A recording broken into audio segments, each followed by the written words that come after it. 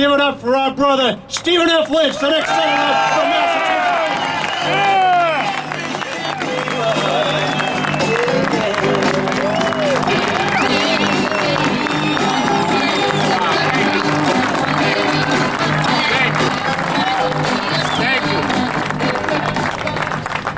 Thank you, Frank Callahan, President of the Massachusetts Building Trades. It's an honor to be with all of you. I know you only got a half hour for lunch. So I'll try to get you back on time. We'll take the hit.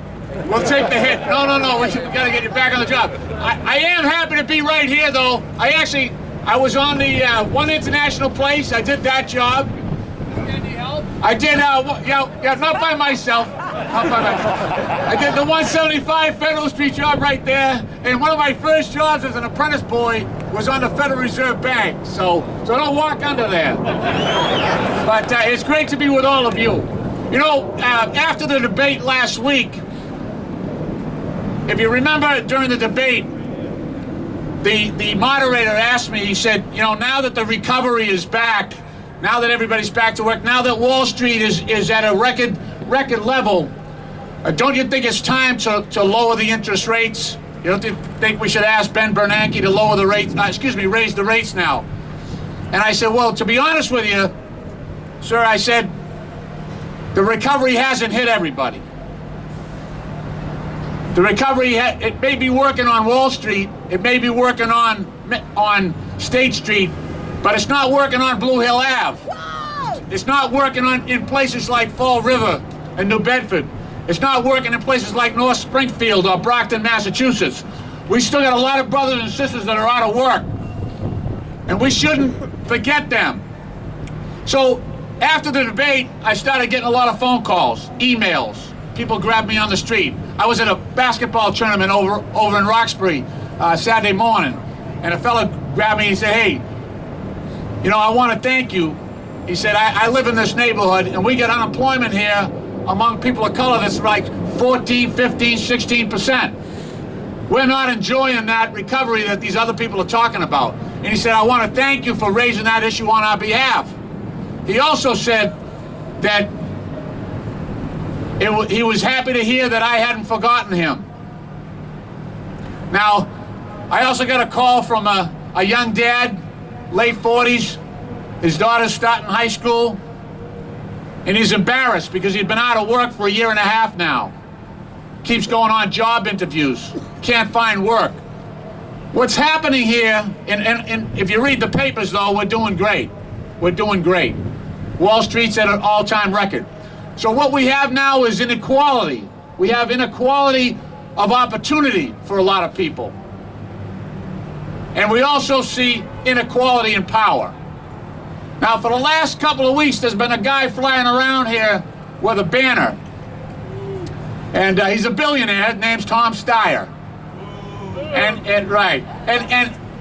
he's saying that because I'm in favor of jobs, he's saying, oh, those construction jobs, those are just temporary jobs. Those are temporary jobs, construction jobs. Hey, I did a temporary job for 18 years. And I know a lot of you that are doing it for a lot longer than I did.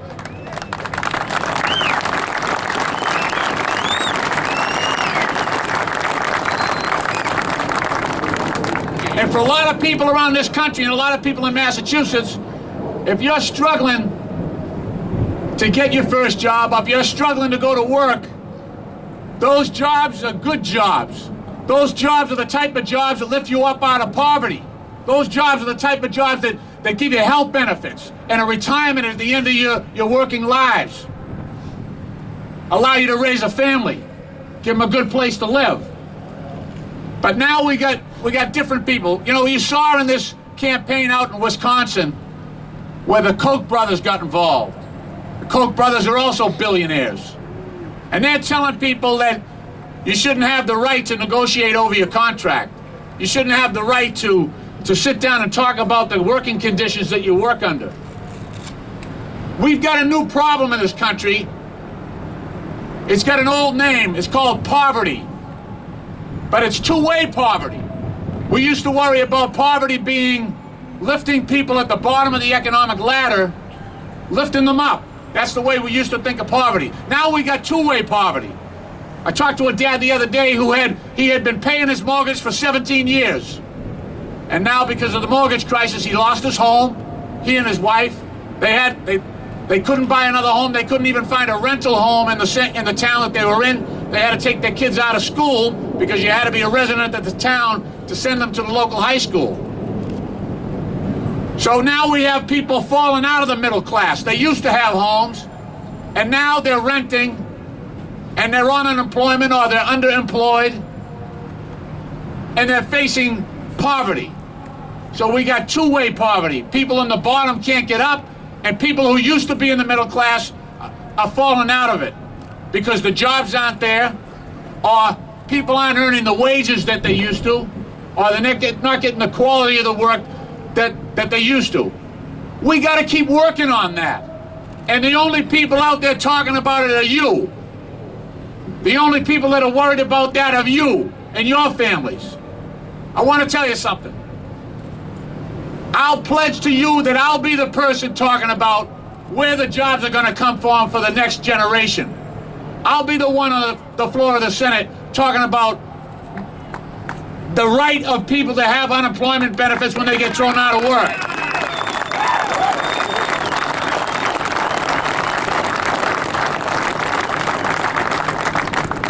Look, my campaign is not about, look, I'm not saying that every U.S. Senator needs to have work for a living.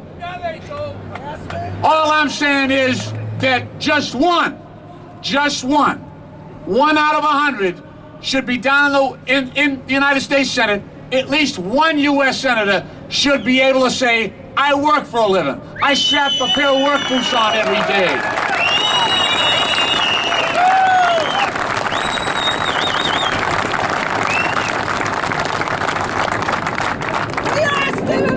That's not a big ask. Just to have one person.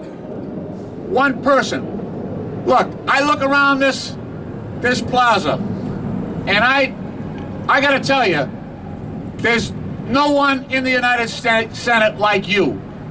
There's no one that has the perspective that you have had in your daily lives. There's no one that has had that experience like I have had. I've shared with you. And that's a problem. That is a problem.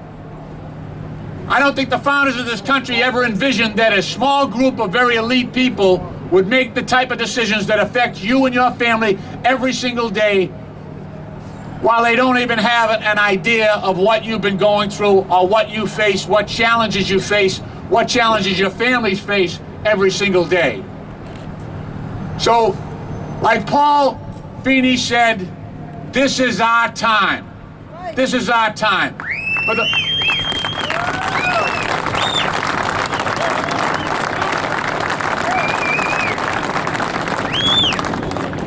In the 237-year history of our country, we have never had a former Union president, someone who has strapped on a pair of work boots every single day. We have never had anyone stand in the United States Senate on our behalf.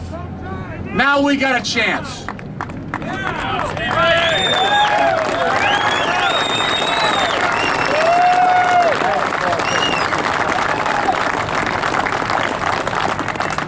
We have 26 days left. 26 days. And we need you to get out there like you've been doing every single day so far in this campaign. We need to make sure your families get out to vote. And that your other brothers and sisters on the job or back at the Union Hall who aren't working, make sure they get out and vote. We got the ability to reach out. There's only going to be 15% turnout on election day. That's a very small group of people. 15%. In the last presidential election just passed, we had 71%. It's a very small electorate that's going to come out. Because of the number, look, we've got 43 unions that are supporting me in this United States Senate campaign. We have the ability to go out and actually reach out and touch every single person who's going to come out and vote in this election. So look, you're all leaders in your own communities, whether you're coaching soccer or football or baseball, or whether you're part of a residence group in your town or you're on town committee. You're recognized leaders in your community. We need to spread the word about what this means for average working families in the United States today. We got a chance, finally, to put someone just like you in the United States Senate. And that'll be a good thing for America. God bless you all. Thank you for coming down here today. God bless our union brothers and sisters. Work safely today. And God bless these United States of America. Thank you.